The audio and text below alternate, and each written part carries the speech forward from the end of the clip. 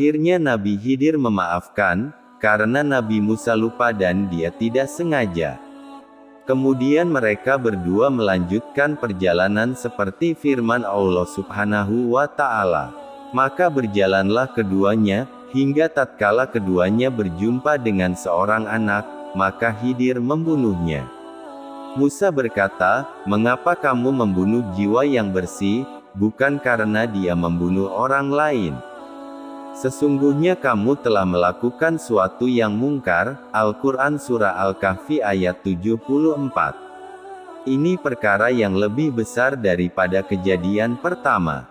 Jika di awal Nabi Musa mengatakan bahwa yang dilakukan Nabi Khidir dengan Imron atau kesalahan yang besar, maka pada kejadian yang kedua ini dia menyebut perbuatan Nabi Khidir dengan syai'an nukron atau suatu yang mungkar, yang berarti ini adalah perkara yang lebih besar dari perkara yang pertama.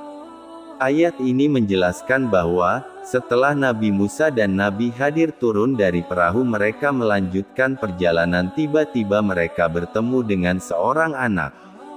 Dalam riwayat hadits Ubay bin Ka'ab disebutkan, setelah keduanya meninggalkan laut, mereka melewati seorang anak kecil yang sedang bermain dengan dua temannya. Lalu Khidir memegang kepala anak itu, dan mematahkannya dengan tangannya. Sufyan, perawi memberi isyarat dengan jarinya seolah dia memelintir sesuatu. Maka Musa bertanya kepadanya, "Mengapa kamu membunuh jiwa yang bersih, bukan karena dia telah membunuh orang lain? Sungguh kamu telah melakukan suatu kemungkaran." Dalam riwayat yang lain, kemudian mereka berjumpa dengan anak-anak kecil yang sedang bermain. Kemudian Khidir mengambil seorang anak kecil kafir yang tampan, kemudian dia membaringkannya dan menyembelihnya dengan pisau. Allah berfirman, maka Musa berkata, "Apakah kamu membunuh jiwa yang suci, padahal dia tidak membunuh jiwa?" Dalam riwayat lain, keduanya berjalan hingga mendatangi beberapa anak kecil yang sedang bermain di tepi pantai. Lalu dia mendekati salah satu dari mereka, dengan cepat dan langsung membunuhnya. Musa pun kaget dan berkata, "Mengapa kamu bunuh jiwa yang bersih, yang tidak pernah membunuh orang lain? Sesungguhnya kamu telah melakukan suatu yang mungkar." Dalam riwayat lain, tak lama kemudian, keduanya pun turun dari perahu tersebut.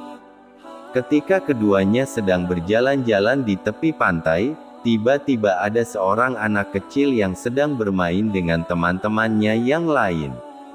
Kemudian, Nabi Khidir segera memegang dan membekuk atau memuntir kepala anak kecil itu dengan tangannya hingga menemui ajalnya.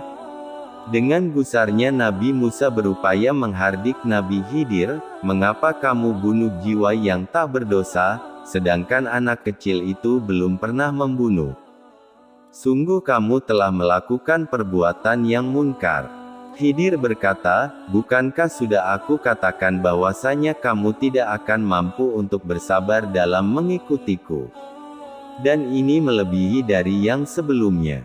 Musa berkata, "Jika aku bertanya kepadamu tentang sesuatu setelah ini, maka janganlah kamu perbolehkan aku untuk menyertaimu.